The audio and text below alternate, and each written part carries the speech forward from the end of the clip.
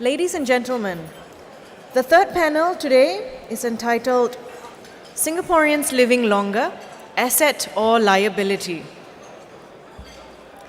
This panel will consider how Singapore's social and economic institutions can harness the advantages of longer lives and address misconceptions about Singaporeans living longer as a liability.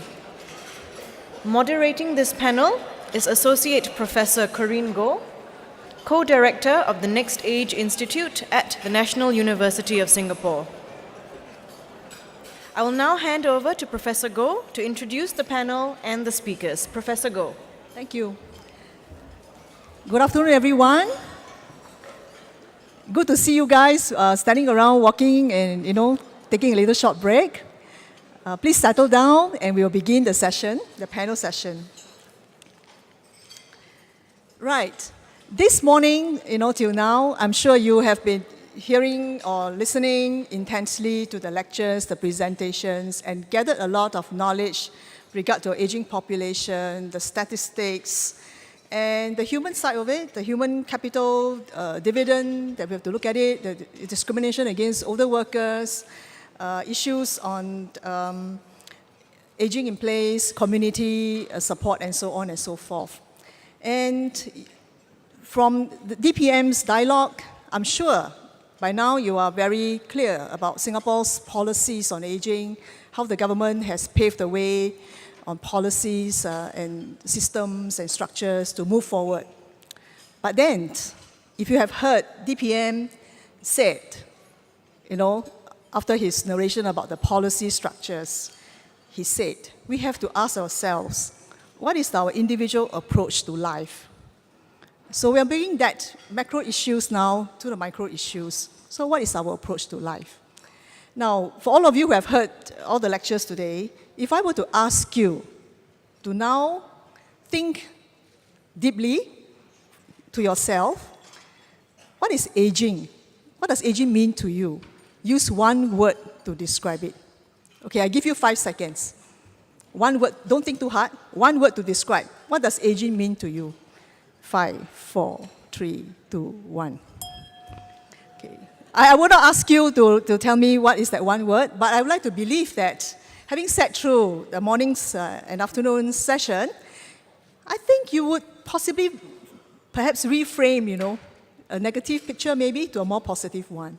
I always ask students when I conduct lectures on pertaining to aging, working with older persons in social work, and I ask them to reflect, what does aging mean to you? And guess what? Most of the time, I will get 70% of the students giving me terms like burden, deterioration, scary, and lately one student said, sian.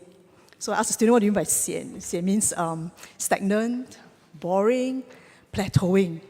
So these are concepts or attitudes that the young people would bring to the classroom. And of course, I have some students who are wiser, and they say that wisdom, contentment, happiness, and active. Right.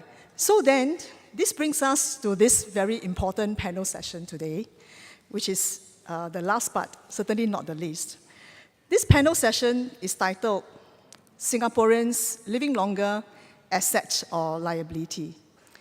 Now, the reason why I ask you to reflect on what does aging mean to you is because if the narratives and discourse on aging issues are framed very pessimistically or perhaps very optimistically, what does it mean to our social and healthcare systems and policies which we aim to bring forth to enable Singaporeans to age in place successfully? So therefore, this is really a very important panel session.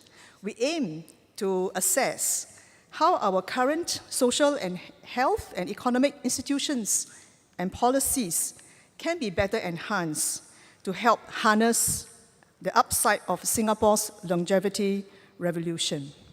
So with me, we have 2 experts. On my right, let me introduce Professor David Canning. Prof. Canning is a visiting professor at the Lee Kuan Yew School of Public Policy, National University of Singapore. Prof. Canning is a familiar face in Singapore. He comes here intermittently quite often too, I think, and he's really glad to be here because of the winter in his country. So Singapore is still pretty all right, warm. But we are really welcome him here to this session. Prof. Canning is Richard Saltonstall, a professor of population sciences and professor of economics and international health at the Department of Global Health and Population, Harvard School of Public Health. His PhD is in economics, and he has done extensive research on the impact of health improvements on economic outcomes, and he has served in many platforms, committees, providing consultancy advice, and one of which is being a member of the working group of the World Health Organization's Commission on Macroeconomics and Health. And along with David Bloom, Prof. Canning originated the concept of the demographic dividend, looking at how changes in fertility and age structure affect macroeconomic performance. And certainly, he's an expert. His current work focuses a lot on economic and social policy responses to population aging. So while we were having a chat, and we were saying that, well, this is asset and liability, and who is talking about asset and liability? Prof. Canning said that he will talk about asset. And now, let me introduce our second speaker. Singaporeans know Dr. Kanwaljit Soin. Actually, she needs no introduction. She's a practicing medical specialist, and she's Singapore's first female nominated member of parliament in the 1990s. And Dr. Soin is a founder of many civil society organizations, including WINGS, that stands for Women's Initiative for Aging Successfully and Aware. And she serves in many platforms too, internationally, on aging-related committees, one of which is the UK-based Help Age International. And Dr. Soin has won many awards, right? So I just want to point out some key ones here. She was presented with the Lifetime Achievement Award by the United Nations Development Fund for Women, UNIFEM, in 2006. And she was also named her World Woman of the Year in 1992 and was inducted to the Singapore Women's Hall of Fame in 2014. So, as you can see, Dr. Soin comes with very deep knowledge, being in Singapore and having worked with various organizations at the ground and also at the higher level. So, Dr. Soin says that, look, she will handle the issues of liability. So, without further ado, let me now invite Professor David Canning to deliver his presentation. So let's put our hands together and welcome Professor Canning.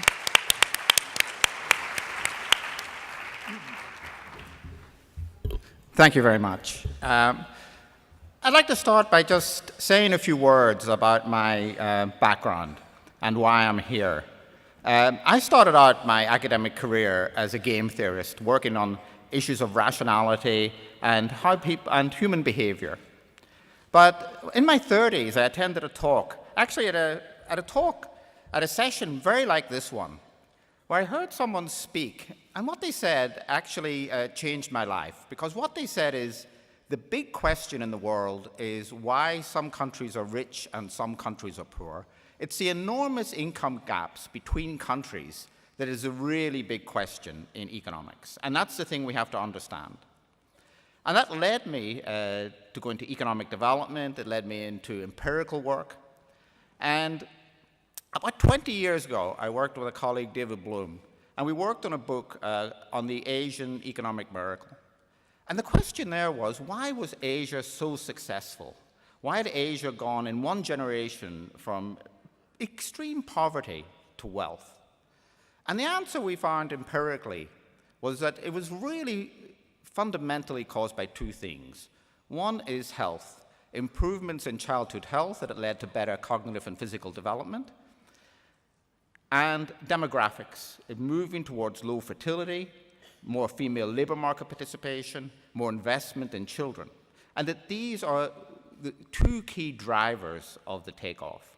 There were other things. I think there were very good economic policies, openness to trade, But the health and demographics really drove it. And I think I would point out to you is when we first came up with the term demographic dividend and we went to the World Bank and talked about it, people laughed. And I don't mean metaphorically. They laughed out loud and said, this is just association, it's not causality.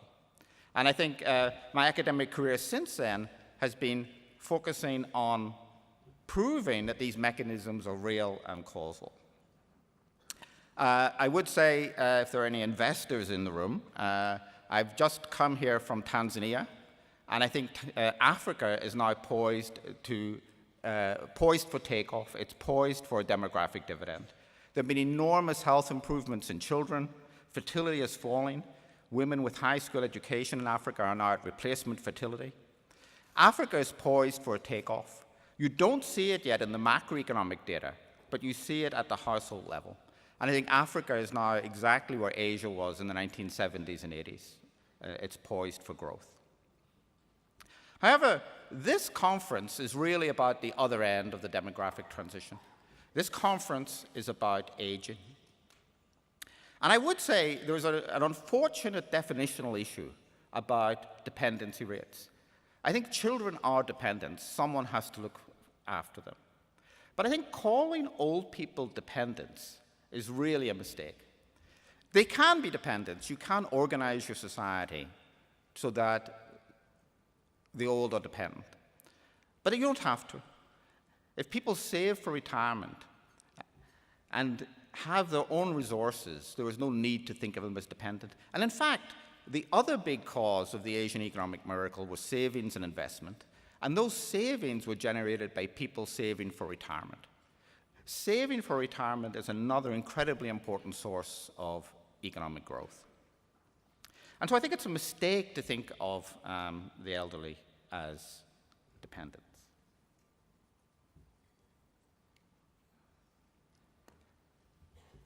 A point I want to make, and I think a point that we have to emphasize, is that longer, healthy lifespans are an enormous gain in terms of human welfare. Living longer, and I think particularly a key point here, it's longer, healthy life. The age of onset of physical and mental disability is going up faster than lifespans. We're seeing a compression of the period at the end of life where people are too ill to take care of themselves. So we have this enormous gain, enormous improvement in human welfare, and the question then is, why do we have to have a conference? Why don't we just have a celebration? But we're not just celebrating, we're having these meetings and saying, well, this is a problem. And why is it a problem? Is because it's inconsistent with our current institutional arrangements. The fact that we're living longer, healthy lives is not consistent with the way most countries have set up their institutions. And to me, the very simple answer to that is institutions have to change. In many countries, there's a wish, in a sense, a desire to hope this problem goes away. People want to keep their existing institutions and not have to deal with the elderly. And I think that's completely the wrong approach. And I was actually very optimistic today hearing the earlier talks, and I think here there's an acceptance that institutions have to change and society has to change. And I think that's exactly the right attitude. And I would say Singapore, from among all the countries I work in, Singapore is actually much better set up to deal with this issue than most countries.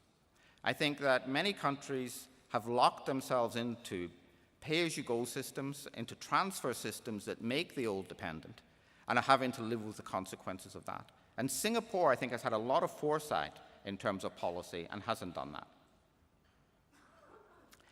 So institutions, not people, have to change. And when I say institutions, it's not just government. I think that includes families, communities, employers, civil society. The other point, which I think, again, came out this morning very well, the economist in me says this has to be about incentives. But actually, I'm older now. I was an economist in my youth. I think when you get older, you can think about things more broadly. And a lot of what goes on in society is about social norms. It's about social relationships much more than incentives. And relying entirely on incentives, I think, is not going to get us to the right answer. And I think we heard this from the Deputy Prime Minister. It's about the way we think about things, the way about individuals in society talk about things, and the way we think about things is incredibly important.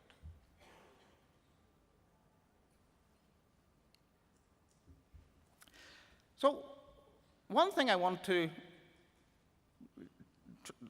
try to have you take away is a new way of thinking. And part of that new way of thinking, I think one of the institutions that we are mentally locked into is maximizing GDP or GDP per capita. We have this very measurable concept. And what I see around the world is GDP growth is going to slow down because of population aging, and people see that as an enormous problem. The purpose of human life is not to maximize GDP. The purpose of GDP is to maximize human welfare and the way we live our lives. You've got it completely the wrong way around if you're trying to change society to increase GDP. You're increasing GDP in order to change society. And so what I would strongly push for is the development of new measures of human welfare. We all know welfare is much broader than GDP. Two of the greatest inventions of the last century have been retirement and the weekend. When I started university in Belfast, we still had university classes on Saturdays. I don't think modern students would put up with that. Leisure, and there was a very good question this morning about this issue, about a speaker who argued we needed to work more in order to increase GDP. And the questioner said, well, what about leisure? I like to retire. I like to write books. I like to do other things. We have to think of this broader notion of welfare. And that broader notion of welfare includes leisure time. It also includes health. And it includes life expectancy, particularly healthy life expectancy. All of those things enter into welfare. And then we should think about using that to evaluate policies. And so we should be happy to accept policies that lower income, that lower GDP, if they increase welfare. I think the important thing here is to get some measures. The problem is, if you have things which you believe are important, but you don't measure them, it's very hard to know what you're talking about, and people don't take them seriously. We need a measure that is better than GDP. The other issue that came up this morning is the issue of incentives versus risk pooling.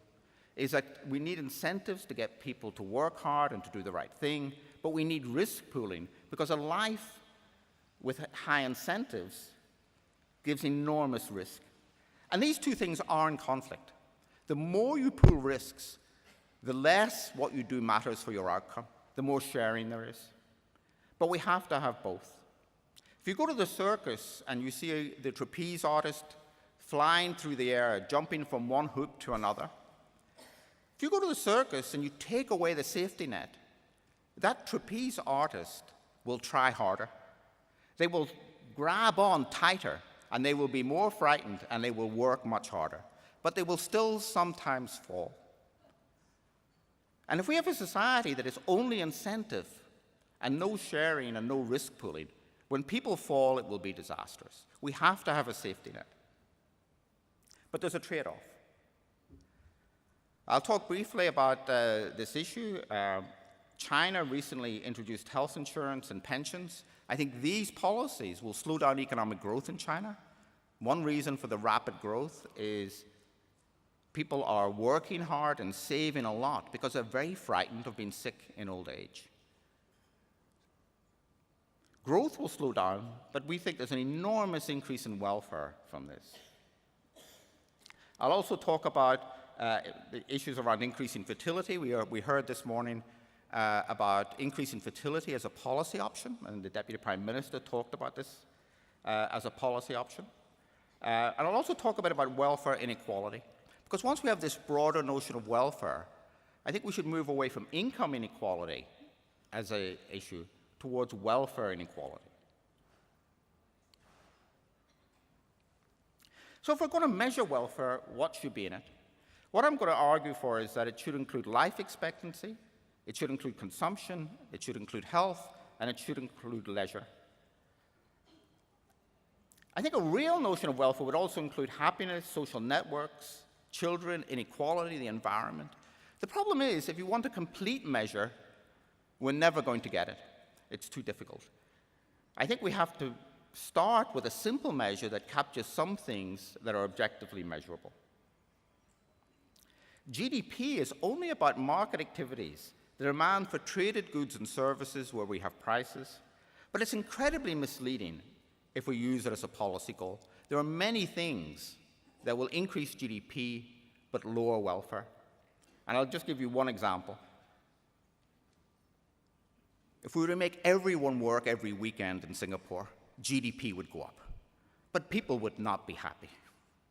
People like their weekend. They like playing golf. They like going sailing. They like spending time with their family. So I think this move to think about welfare rather than income is an essential one.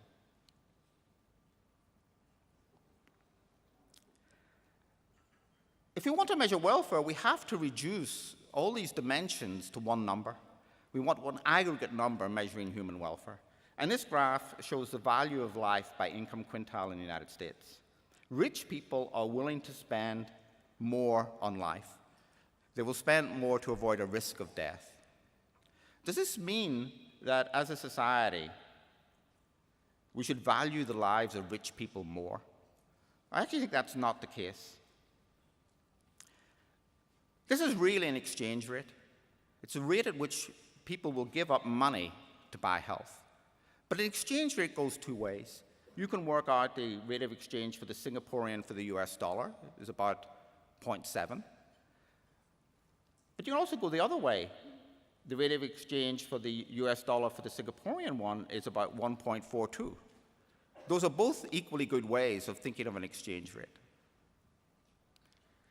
When we do that, and we look at the value of money rather than the value of life, the value of money is much higher for poor people.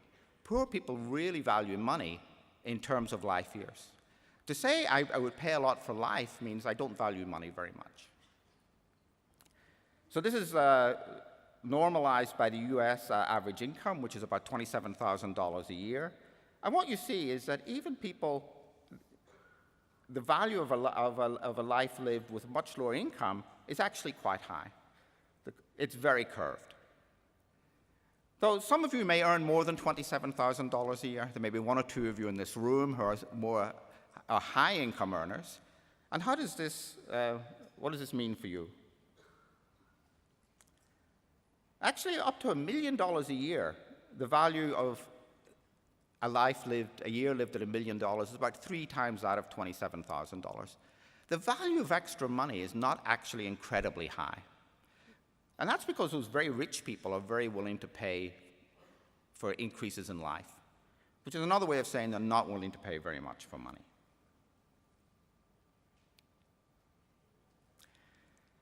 This graph just shows income-adjusted life expectancy against GDP per capita. So we calculated this for a whole range of countries. And the key point is they're not the same. They're correlated. Rich countries tend to have better lifespans, healthier people, but they're not the same. And policies that maximize income-adjusted life expectancy and GDP will be quite different. This table just shows some analysis we did using this new measure on the effects of rural pensions and health insurance in China. So when you look at health insurance, we think that providing rural health insurance will lower output by about 2.8%. It'll lower consumption. It'll lower capital. The big effect is lowering hours worked. People are working in China in order to accumulate money to pay for medical bills for themselves or for their families. But there's a huge increase with rural health insurance on welfare. The consumption equivalent is about 11% increase. People really don't like the risk of medical expenses. And so you can lower GDP per capita, but at the same time increase welfare. For pension insurance, the story is much less clear. For pensions, it seems it would lower welfare. We talked about fertility, And this graph shows the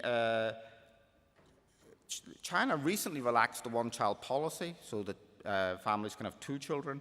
We think this will have a jump up in fertility to about 1.8 from about 1.5. And I think some of the talk this morning argued that this would be good for population aging. I think the story is much less clear. If you look at working age shares, it actually takes about 60 years for the working age share to move in your favor with higher fertility. And that's because it takes 20 years for the children to enter the workforce, but those children also have more children, which increases youth dependency rates. So fertility policies are very, very long, it takes a very long time to have an impact. I thought we silver-haired people got more time, but apparently not. In the long run in China, the higher fertility actually leads to lower income per capita, and that's because of slightly lower female labor market participation and slightly lower education of children when you have higher fertility.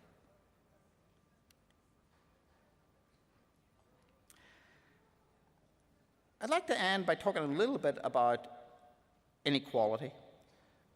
So we know there's enormous income equality in the US, but actually this is worsened by the fact that if you look at consumption, the consumption of the highest decile is higher than that of the lowest. So the top left graph is about consumption distribution. The rich guys, the high welfare guys have much higher consumption. But they also have higher health utility. Their health status is better. They also have much lower mortality. They live longer. And what this means is when you look at the ratio, so the last column here is the ratio of the 90th to the 10th percentile in terms of welfare. When you look at consumption, it's about 7 to 1. The top decile is about 7 times the consumption of the lowest.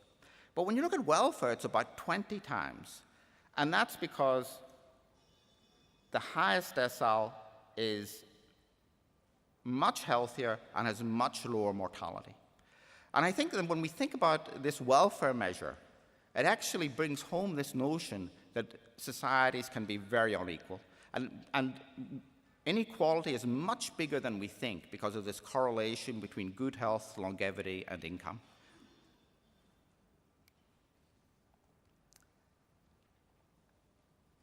So in terms of Singapore, I think the enormous advantage here is it's not locked into an unsustainable pay-as-you-go system. There is fiscal space for innovation. There's an issue of self-reliance and limited risk pooling. I think there's room for more risk pooling, but this is a judgment question. There will be less incentives for risk pooling, but Singapore is really at the extreme of not having much risk pooling compared to other countries. And in many other countries, I would say they need more incentives and less pooling. And we talked about rising health and long-term care costs. And here I think the real issue is value for money. Healthcare is getting more expensive, we're spending more, but are we getting value for money? And here actually Singapore comes out very well compared to other countries. It has a very cheap health system that produces good health. So in summary, I think Singapore is already in a very good position. But I think also by facing up to the fact that institutions will have to change, this incredible boon of longer, healthy lives will become a real asset for Singapore. Thank you. Thank you, Professor David Canning. Now may I invite Dr. Kanwaljit Soin. She will speak on the topic, misconceptions that frame Singaporeans living longer as a liability. Please put your hands together and welcome Dr. Soin.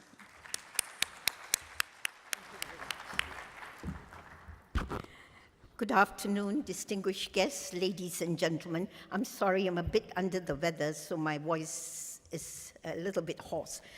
Now, we heard a very positive and optimistic scenario for our older population by DPM Teo Chee Hean in his usual inimitable style. Now, what I'm going to do is I'm going to say that institutions, not just government institutions, but institutions have misconceptions that frame Singaporeans living longer as a liability. No. So I'm going to talk of these misconceptions that frame Singaporeans living longer as a liability. In 2016, Singapore was ranked 3rd in the world for the longest average life expectancy and 2nd in the world for the longest average healthy life expectancy. Therefore, we are not only living longer, but we are living longer healthier. Thus, we cannot equate biological age with chronological age. 70 is the new 50. Fortunately, as we have grown older, we have also grown richer. Singapore's GDP rose from just $900 in 1970 to $71,000 in 2016, one of the highest in the world. In spite of the abundance of these good tidings, aging in Singapore has generally been considered as a liability because of misconceptions about the aging process and because of ageism and age discrimination. Policy planners, media, society in general, and unfortunately some older people themselves are guilty of harboring views which associate old age with physical decline, with financial dependence, and with degraded mental functions. These misconceptions have clouded the promise of old age. I will now cite a few misconceptions that some policymakers seem to have internalized and tend to perpetuate. The very important population white paper conceived by the National Population and Talent Division for the direction of our country's future was presented in Parliament in 2013. Please note this very crucial but non-evidence-based paragraph in this vital document. For society as a whole, a declining old age support ratio would mean rising taxes and a heavier economic load on a smaller base of working-age Singaporeans. Companies may not find enough workers. Now, this population planning paper and many policy speeches have highlighted the adverse consequences of a declining old age support ratio, or expressed differently as an increasing old age dependency ratio. But either ratio is an incomplete, inaccurate, and outmoded view of financial dependence in old age.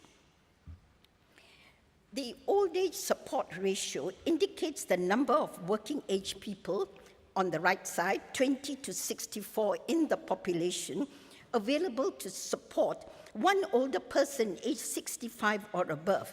Here we are assuming 20 to 64, that those people aged 20 to 64 who are engaged productively, and those who are over 65 who suddenly have to be supported from their 65th birthday onwards by their younger stalwarts. In reality, many Singaporeans over 65 are economically active and contribute either directly or indirectly to economic and social robustness. Also, if a retiree has saved enough money for his or her remaining life, should he or she be counted as dependent economically? I'm sorry, there's a lot of detail there, but it doesn't matter.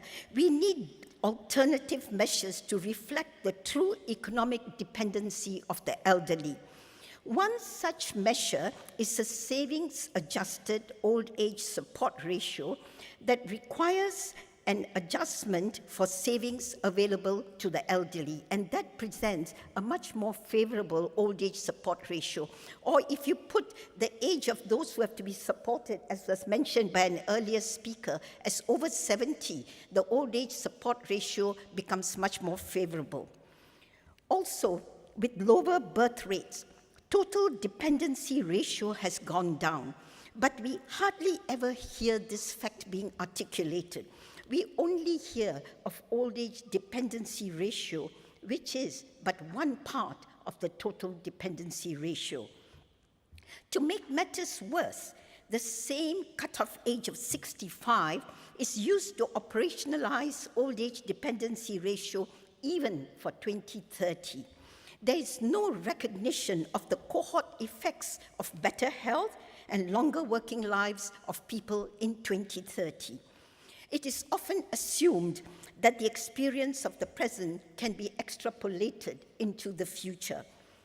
The 65-year-olds of 2030 will be healthier, less dependent, and more mentally agile than ever before. And so economic projections must take that into account. Another alarmist view that is often articulated by policymakers is that with aging populations, business activity would slow and job and employment opportunities would shrink. In contrast to this pessimism about business affairs, global professional services firm Deloitte says aging populations will generate a growth cluster of new business opportunities for this region, and Singapore in particular. The silver economy will see growth in private healthcare, travel, pharmaceuticals, biotechnology, insurance, and retail industries. Also, with relatively high levels of asset ownership among older Singaporeans, there is an increased demand for the management of these assets, and this is generating opportunities in the financial service, insurance, and legal industry. The Deloitte report further ranks Singapore third out of 15 Asia-Pacific countries for silver market potential. With Singaporeans continuing to work and earning an income for a longer period of time, seniors are increasingly becoming consumers and paying at least GST, and not just dependents, which is the only role in which they are cast. Policymakers often point out to intergenerational conflict arising from financial dependency of aging populations. But unlike other countries, and thanks to the foresight of earlier policymakers, the reality here is actually quite different.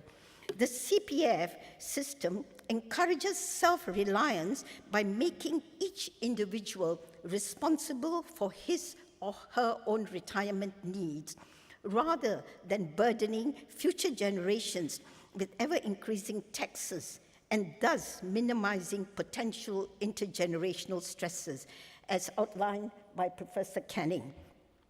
Also, private intrafamilial transfers pass from older to younger generations. How many of us have helped our children to buy their first apartment or first car? I will now turn to ageism, which in my opinion is a mammoth misconception about the aging process. Ageism is defined as negative stereotyping of and discrimination against individuals or a group of individuals because of their age.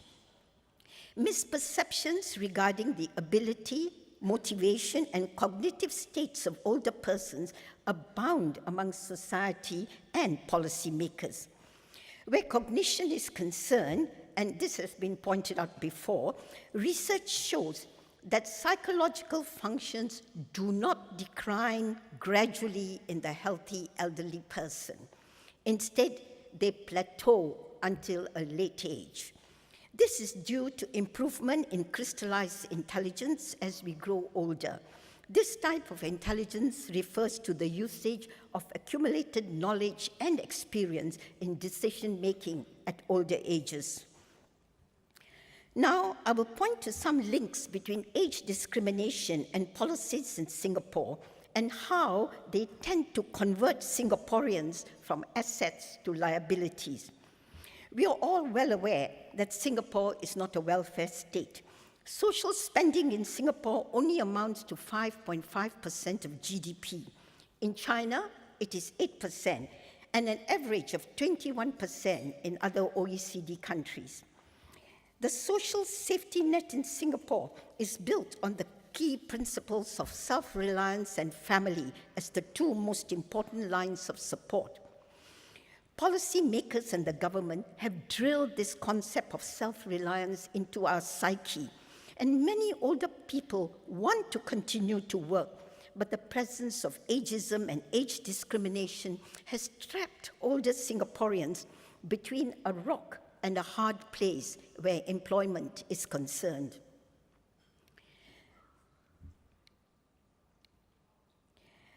The retirement age in Singapore is 62 only. In the first place, why do we need a retirement age when there is no formal pension system? Also, there is heterogeneity where aging is concerned, and people do not age at the same rate and should not be retiring at the same age. Australia and US have no mandatory retirement age, as that has been abolished. From retirement, let us go on to re-employment in Singapore. From the 1st of July 2017, employers must offer re-employment to eligible employees who turn 62 up to the age of 67. However, even if the employee is lucky enough to get re-employed and continues with the same job, the wage is often reduced and the contract is renewable yearly. Also, termination of service can be done at any time without any reason by serving notice as stipulated in the contract. If the employer thinks that the employee cannot be offered re-employment, then the company can offer a one-off employment assistance of 3.5 months of salary, and that is the end of the matter. Now, DPM Teo did say legislation does not solve all issues, but here I would like to say the Ministry of Manpower has acknowledged that specific anti-discrimination laws may be needed to deal with age discrimination in employment.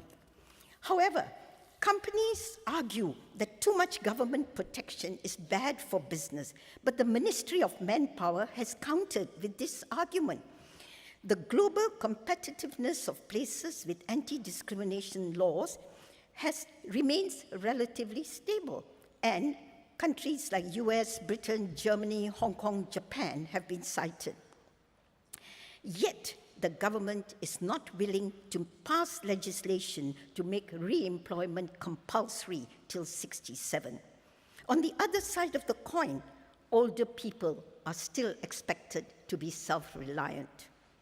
In fact, because of age discrimination, many perfectly healthy older workers feel they've been forced by circumstances into leaving the labor force. Yet, we bemoan the lack of workers for our economy. In addition, being denied a job will impact on the CPF savings of these individuals, and this may lead to financial dependency on the family and community. That age discrimination exists in employment has been acknowledged by our policymakers and by research published by IPS.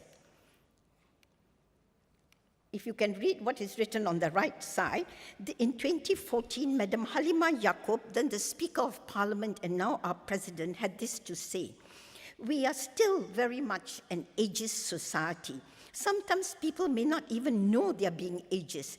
I receive a lot of feedback from elderly job applicants, and they say it is very difficult for them to get a job." And on the left side, when Deputy Prime Minister Tharman Shanmugaratnam was speaking at a budget forum in 2015, he acknowledged that ageism in Singapore workplaces meant experienced older workers were being shut out of jobs. He said, "I think we have to tackle ageism in Singapore. There is sort of a quiet, unstated discrimination among the mid-careers and those who are in their 50s, close quotes. The Institute of Policy Studies' latest survey in 2017 shows that there is overwhelming agreement on age discrimination for workers aged 55 years and above who are looking for work. In spite of this big hurdle of age discrimination, older work people still want to be self-reliant, and the employment rate for local residents aged 55 to 64 increased to 67% in 2016, one of the highest compared to OECD countries. For those between 65 and 69, it was 43%, and for those over 70 was 15%. I think Mr. Lien presented these statistics as well. The median age of our workforce is 43 years across all sectors, and we can anticipate it to reach 47 years by 2020. Currently, 1 in 3 workers is already 50 years old and over. In the near future, they will constitute the majority of our workforce. This is our reality. There is no place for age discrimination. How well we adopt our employment culture and how well we eliminate ageism from our employment practices will determine Singapore's future economic and social viability. As has been pointed out, media also plays an important role in the negative framing of Singaporeans living longer lives. In television shows, for example, aunties and uncles are all too often portrayed as bumbling old fools. Our society of older people is frequently referred to in the media as silver tsunami or a demographic time bomb, as if it were a destructive force. The ways in which older people see the 3 gentlemen just shown sitting around, the ways in which older people are represented in the media can have a lasting impact on social attitudes and reinforce negative stereotypes held both by younger and older people.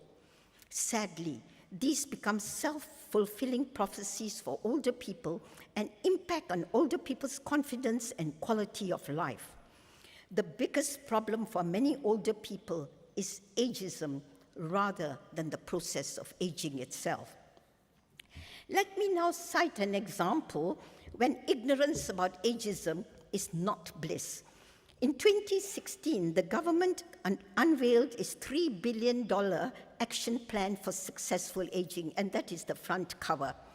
This is an impressive plan and provides a framework for preparing for our transition to becoming a super-aged society in 2030.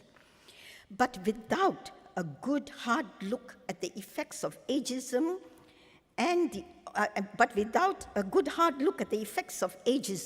on the ability of individuals to age successfully, we may not manage the transition well. We need plans, policies, and action, not just for active aging, but also for understanding the causes of ageism and reducing all forms of age discrimination. The 2015 WHO World Report on Aging and Health made this important observation, and I quote, "Age-based stereotypes influence behaviors, policy development, and even research. Addressing these by combating ageism must lie at the core of any public health response to population aging," close quote. Alas, there is no mention of any action against ageism in Singapore's action plan for successful aging.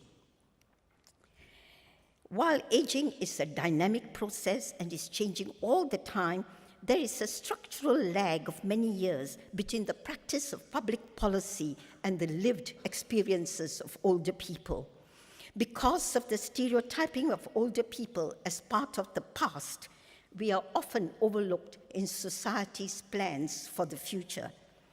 In contrast, if older Singaporeans were considered as an asset, there will be a different orientation towards health and social expenditure for this group of citizens.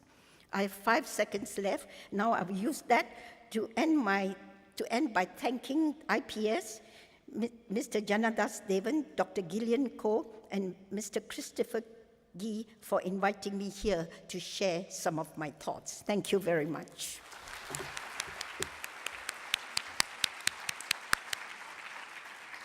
Thank you, Dr. Soin. I'm sure you are now, you agree with me that we have heard just two very excellent, enlightening presentations. A very quick recap. Professor David Canning has offered us a new paradigm shift to looking at GDP measurement, shifting it to human welfare. I'm sure you have lots of questions to ask. Hold it for a moment.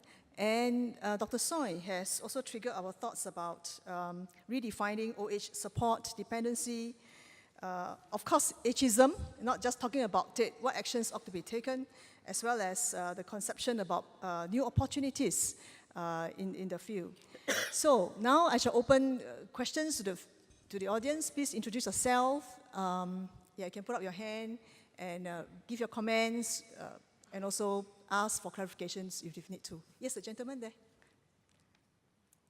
Yeah, would you like? Ghoh, Yes. I want to thank Professor Canning and Dr. Soin for being so kind to us who are 65 and over. I am a septuagenarian and still working, and so hearing you saying all those wonderful things about how we can still contribute encourages me very much. May I ask you to introduce yourself again? My name is William Wan Hi. from the Singapore Kindness Movement. Yes, thank So you. I really appreciate kindness to everybody, especially for people like us. In fact, I am very encouraged today also to have heard Professor N. Wee, and I was just chatting with Professor Wang Gang Wu. These are my heroes. I hope that I will be like them in due course, still working. What I want to say is this, that while it is true that ageism is alive and well in Singapore, I must say that we are making some progress. Last year, first of all, I want to say that at 64, I was asked to run the kindness movement. I told them I'm too old, and they said, no, you can do it. I've been running it for 7 years, so I'm close to 71. In fact, last year, in March, I told them it's time for me to step down and let some younger people do it. And they said, no, you still can do it. So they asked me to stay on for 3 more years. Now that says a lot about the progress we're making. That I think if we, as older people, can take pride in being older and not to be ashamed of being older, and if we can act like we are not so old and be active and contribute, we can make a difference, because we are truly, and I speak to my senior friends, we are truly a repository of crystallized wisdom. And I am asking also our younger friends here, I think the way to start for us to truly overcome ageism and truly be a happy, intergenerational, proactive, contributory citizenry is for our younger people also to go back to our old Confucius values. Respect your seniors. Thank you so much. Thank you, Dr. Wan. Based on Dr. Soy's definition, you're only 51. You have 20 more years to go before you reach the current age. So thank you very much for your encouragement and your comments. Any other comments? Yes, please.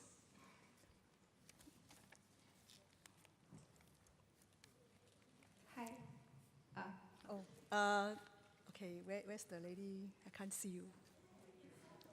Oh, okay, so sorry. Okay, ladies first. Yes, thank you. Good afternoon. I'm Wong Shin from Dunman High School. I would just like to pose a question to Dr. Soin. Thank you for the speech. I'd just like to ask, the feasibility of having anti-discrimination law, because would that instead cause employers to not want to employ elder workers for the fear of these anti-discrimination laws? Thank you. Thank you. Can I ask, is there a student asking a question too? Would you like to also ask the question? Okay, hi. Thank you, Professor Canning and Dr. Soin for your enlightening presentation. I'd like to ask a question to Dr. Soin. So thank you for raising up a lot of misconceptions when it comes to the aging population. But I'd like to ask, based on your experiences, because you've founded the Women's Initiative for Aging successfully, wings, as well as aware.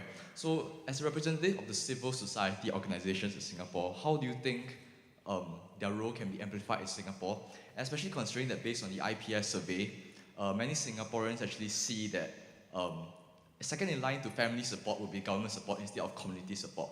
So in this case, how can we further amplify the support for all these civil society organizations to better care for all these elderly, and at the same time promote and really clear out all these misconceptions that you've mentioned beforehand? And to Professor Canning, thank you for raising up the point about the distinction between understanding GDP as well as welfare. So how will this new paradigm actually potentially shape new policies in Singapore when it comes to the aging population? Thank you for your time. Thank you for the questions, Dr. Soin. Thank you. For the anti-discrimination law, even the Ministry of Manpower has agreed that anti-discrimination laws are necessary. And if in countries where they have been already put into practice, they haven't suffered at all where competitiveness is concerned. And you're getting an older worker with institutional memory and less likely to job hop, then maybe there may be some health issues, but usually older workers, that is taken into the older workers' salary when they are offered.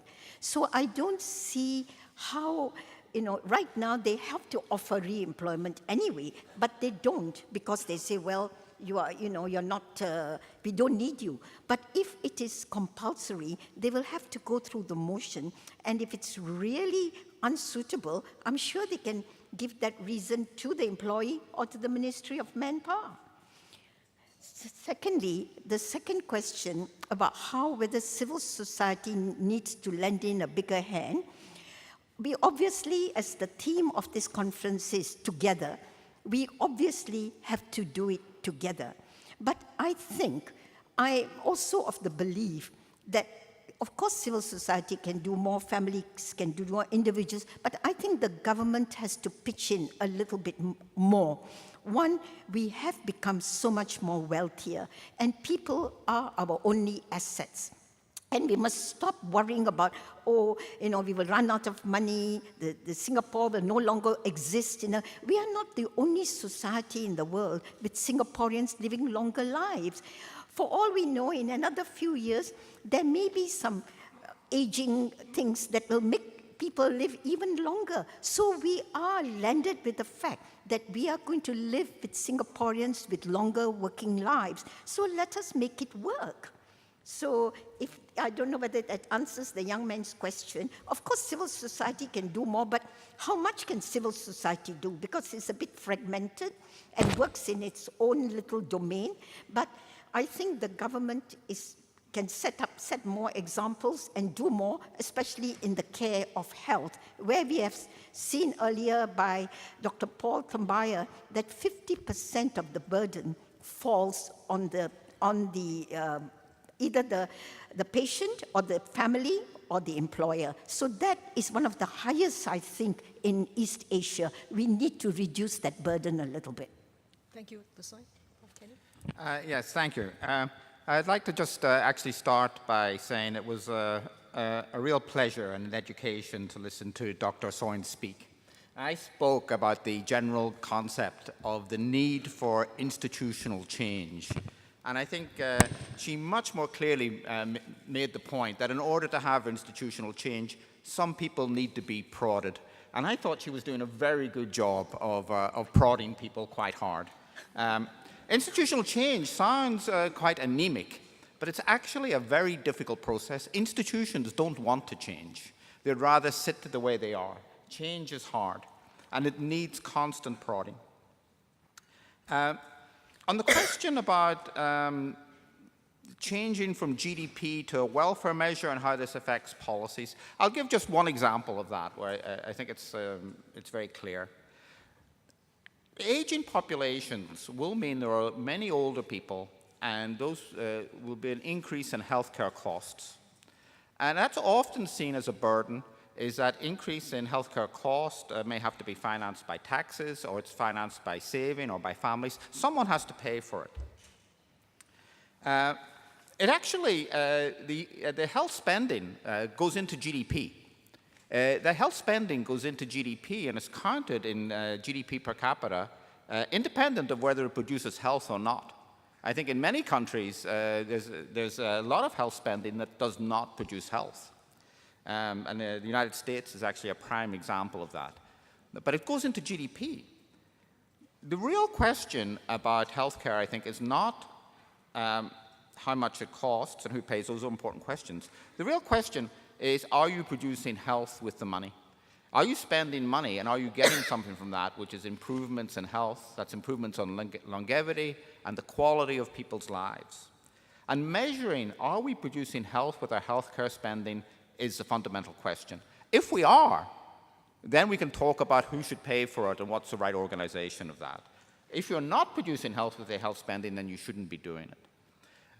But it's thinking about the overall welfare, which includes longevity and health status, that makes you start thinking about that. And we should not be including health spending as part of our consumption measure. If it's not producing health, it's a waste.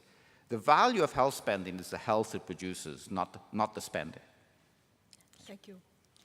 Mr. Amoy? Hi, Piyush Gupta from DBS Bank. First, let me join Professor Canning in congratulating Dr. Soin for her usual very feisty comments. I have to say, first of all, let me express vehement agreement with your idea that 70 is the new 50. Nevertheless, I'm going to offer you an alternative narrative to the need, your question about why do you have a retirement age. And I think there's a good narrative for why a retirement age might make sense. And to do that, I'm going to rely on two facts. One is the impact of technology, and the second is a redefinition of the goal. I'm in entire agreement with your premise, Dr. Canning. We need to redefine GDP. GDP is Simon Kuznet's 1930s measure for production. We need to think about welfare. But if you take those two realities, number one, technology is changing the nature of work, and it is changing the nature of jobs. There is no question, but jobs as we know them today, jobs in organized sector, large corporation and companies are going to decline. In a world with declining jobs, I think you will find it more and more incumbent on societies and governments to create jobs for the younger populations that come into the work stream. And I think this idea that you cannot have a bunch of people chope jobs because they're there, but you need to create a flow of jobs is actually an important idea. I think it's more important to welfare in society to be able to help young people move into organized sector and jobs and do that in a systemic way. In my own view, the future of work is actually for large parts of society is going to be what DPM calls the gig economy, the capacity to do entrepreneurship. And I think jobs in the future are going to be like pre-industrial revolution, more small-scale sector, self-organized, self-driven jobs. With the internet, you can be globally, instantly global. I think the people who are better equipped to do that are people who've got the crystallized intelligence, who put some money away, and who've got better risk-taking capacity than people entering the workforce. So to me, the right way to re-architect society and to re-architect the rules for the new order is to create a social support system for seniors to move into entrepreneurship and to move into being able to be part of the gig economy, whereas you keep the job, organized sector job creation for young people who come in through the system. And if you want to do that, then a retirement age is actually a good thing. Would you care to comment? Thank you. Well, you've made a very good point, but I think we need to look at two things. One is, you can always move older people horizontally. You don't always have to move them upwards. Second thing is, the older population that you're talking about is more the post-baby boomers, because we saw that more than nearly half of our population doesn't even have primary, older people doesn't even have primary education. So we are still not reached the stage of them becoming entrepreneurs and, using their crystallized intelligence. I think we have to go along this route for a while. But once we have, in another 20 years, when we have reached that state, I completely agree with you. Older people will want to move out and do their own thing and leave the job market to the younger people. Prof. Kenny, would you like to comment? Yeah, I agree completely with the issue. Is that I've been emphasizing aging as a change in society that requires institutional response. But actually, technological change is a much bigger driver. And societies have to adapt to technological change. And I think that, I didn't talk about that, but that's incredibly important. I think the issue around ageism is using chronological age as an indicator. And I think that's just wrong. And I think this change means that firms and employers have to think much harder about who they employ and why they employ them. The retirement age makes it easy for them. They can just let people go at that age. I think we have to think much harder about how to keep on productive people, and if people are more productive doing something else, maybe how we shift them to that, rather than have this arbitrary number. I would say, I think the arbitrary number, the use of the term dependency ratio for the over 65s is very misleading, and we should stop it. I would also point out that this is true at the other end. When we talk about the youth dependency ratio, we talk about children under 16. I don't know if any of you are parents and if you have children, but they don't actually become automatically no longer dependents once they go past 16. I've noticed this personally, and the fact is, statistically, the average person does not earn more than they consume until age 27. So if you're thinking about the youth dependency rate, it should actually be 27 and not 16. And I think we have to have more realistic numbers, and numbers that actually reflect what's going on in society, rather than these arbitrary numbers that were set 30 or 40 years ago and we're still adhering to, which give rise to these misconceptions. And I think this is part of this issue around ageism. We have to change ways of thinking, and it's not useful to use these terms because they're very misleading. Thank you. Any other comments? I think we can take a few more. Yes, please. There's one here too. I think he came first. Thank you, Chair Zainul again. At the risk of adding to this negative framing of seniors, I don't want to sound rambling, So I beg your indulgence, Chair, to first make a quick observation and then ask a question. I am very inspired by Mr. William Wan from Kindness Movement for speaking up and also sharing examples of Professor Wang and we. I would like to also, in all humility, look at myself. I'm 71 going 51, is it? Yes. But I'm very happy that even just reaching 70, I've just been appointed to several boards, including MediaCorp, NTU, and the latest being the MOH benchmark. And I would like to see that as part of their recognition for senior citizens to be still playing a role and making sure that the voice of the senior citizens are reflected. And they're all relevant, whether media, whether it's technology and students population, and also healthcare. That's my observation. So I think more of this should be highlighted. My question now is, having said that, we all have full empathy for employment, for opportunities for the senior citizens, but there are real challenges. Only 2 nights ago, I met someone who reached 62 and reflected the kind of anxiety disorder. And he would have problems, actually, if he is continuing to be employed. I know they are smaller in number compared to those who are actually more active and can contribute, but do we really understand the challenges facing employers, institutions that want to continue these people, and what are the kind of challenges and how are we well geared to help these people who may be on the verge of facing anxiety disorder or some other problems, physical or mental or psychological, and is this being done enough by institutions and government to prepare the society for such? Thank you. Thank you. Can I answer? Well, first of all, I think the National Council of Social Service is doing quite a lot of research. They may not be doing in older people, but they're doing on people with mental problems, who are depressed, and how hard it is for them to get a job. Also with people with physical disabilities. So it is not older people alone who have mental problems of physical disability. It stretches along the whole of society. So you're right, of course we should find out, but basically it is still mindset, because you don't want to employ someone who you think is not going to fill the job. But if we realize that we do need these people, because there are not enough workers. And for example, the government has given workfare for people who are over 55. So similarly, as our employment rate gets tighter, then people will employ more people, and after counseling and all kinds of things. And just making one point to Mr. Gupta, you are right, because I am self-employed and I don't need to retire. I decide when I retire. So the entrepreneurial suggestion that you have for older people is very good, because then they can retire when they want to. There will be no retirement age for them. Thank you. Listening to the conversations here, I can't help it. I'm social work trained. I would like to offer a pointer here that issues about mental health, it doesn't begin when you're old age. It starts even early in life.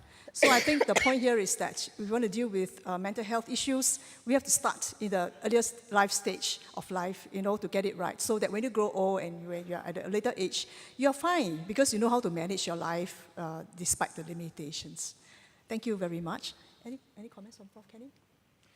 No, I would just like to say I think that the whole basis of anti-discrimination is we should be looking at the real issues, and I think mental health is one of them, also physical capabilities, but not at arbitrary things, which are the chronological age. And I do think there are real issues there that have to be addressed. Thank you. Any last question? Yes, please. And 2 questions, and then we'll round up the session. Yeah. Thank you. Hi, I would like to thank all the speakers today. Sorry, were you about to say something? Okay, why don't you continue saying, and then the gentleman continue, and then we'll round up the Q&A.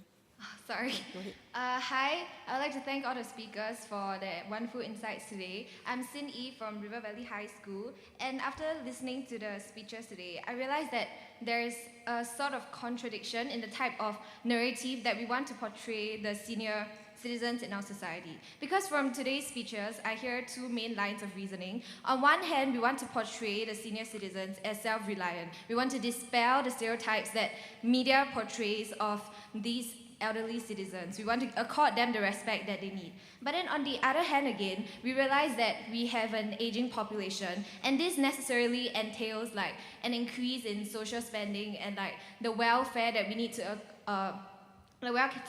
provide for these elderly citizens. And what I'm thinking here is that in the scenario that we do dispel like kind of the notions that these elderly citizens are self-reliant, would that maybe on the other hand also make it less compelling for citizens or cause citizens to be less accepting or tolerant of increased spending on welfare? Thank you. Thank you. The gentleman can ask a question. Good afternoon to the panel. My name is Morris, actually from the Institute of Policy Studies itself. So I've bring the discussion back to GDP actually, because I think we are long overdue to actually look for a different indicator.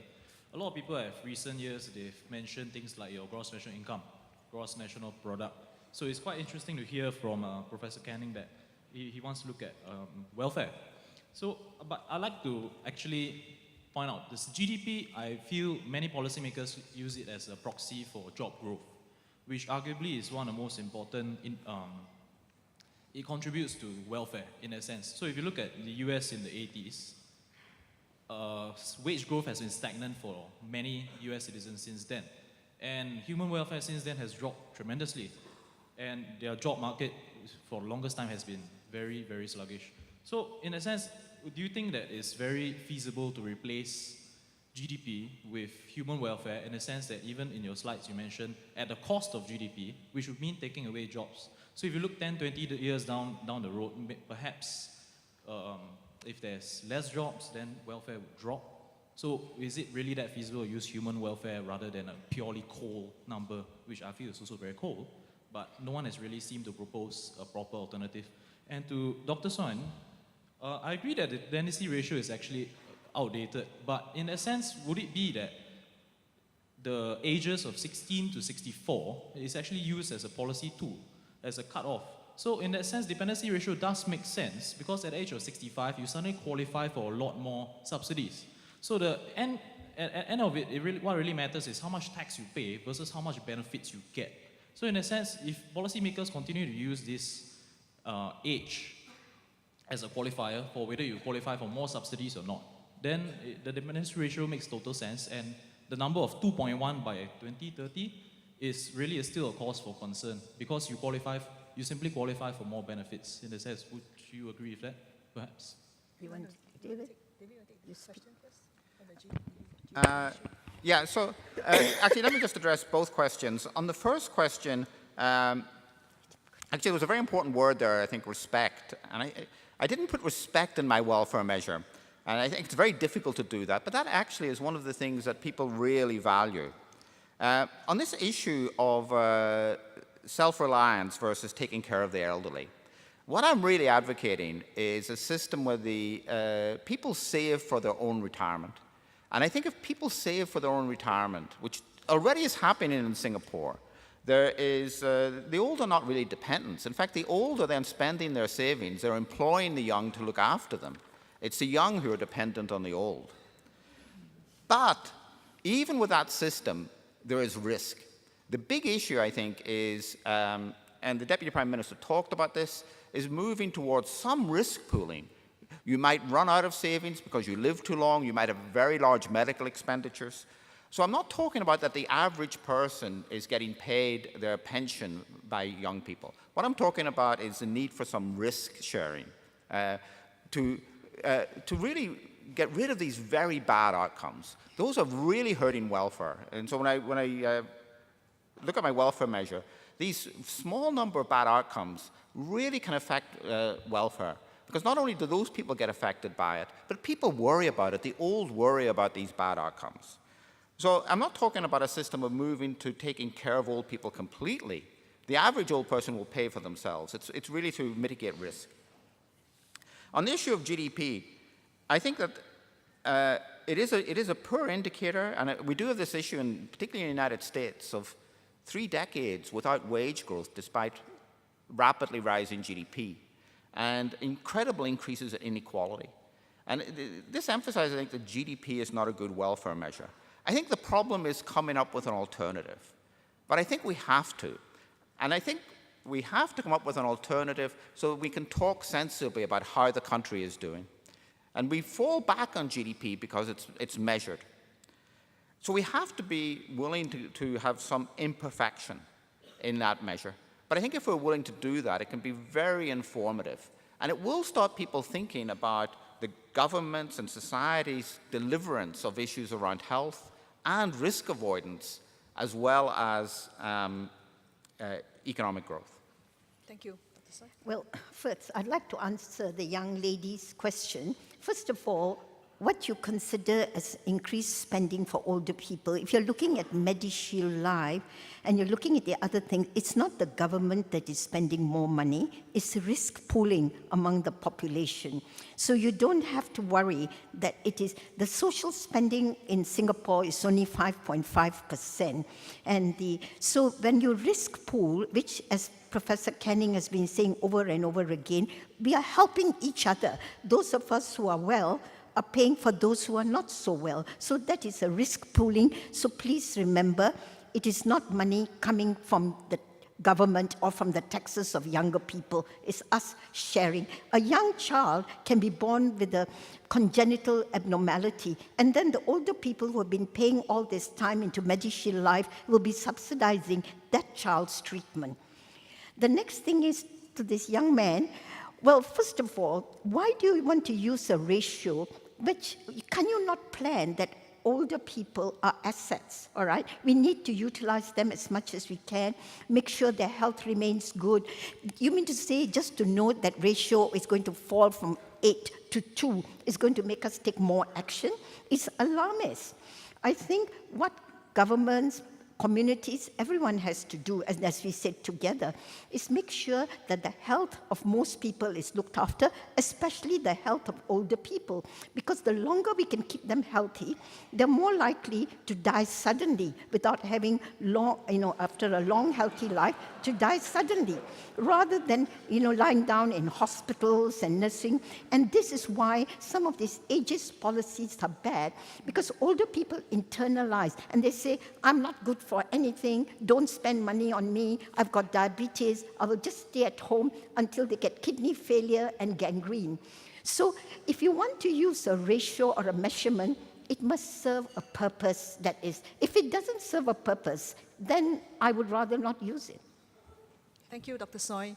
I think adding on to the last word about sudden death, I think I just want to say that, Lawrence, you have to recraft the end-of-life program so that the living can cope with sudden deaths of their loved ones. Okay, it is really my pleasure now to close the session. I think you agree with me that we have a very interesting discussion and also hearing from the two speakers. Two key points I would like to share, and so that you bring home and start to crunch and have further conversations with your organizations or your colleagues. I think very clearly this session brought to our attention a new paradigm shift about the need to redefine concepts, GTP, dependency ratio, support, and so on, and perhaps other concepts that you may have within your agencies to think about. How can we not let it lapse into a state of liability, but bring it up when we look at concepts to look at assets instead. The second dimension is that it's very clear from both speakers that institutions need to play a part. Talking about it is one, taking action is another. Really, then the action plan comes in. And the third point is really that all of us play a part. So I'm back to my earlier, I asked you to reflect what does aging mean to you using one word. So we are back there again. So because I believe that if oneself doesn't see the need and we still, continue to carry on the negative perception or the stereotypes, I think change will be much more difficult. So change, I think, comes with self as a first starter. So as you would reckon, it is really my great pleasure, really, gentlemen, ladies and gentlemen, to chair this panel. And I feel so much younger now, knowing that I'm 20 years younger. And I'm sure, I'm sure you will continue to have the conversation and carry on the good work for the aging population and the future of Singapore.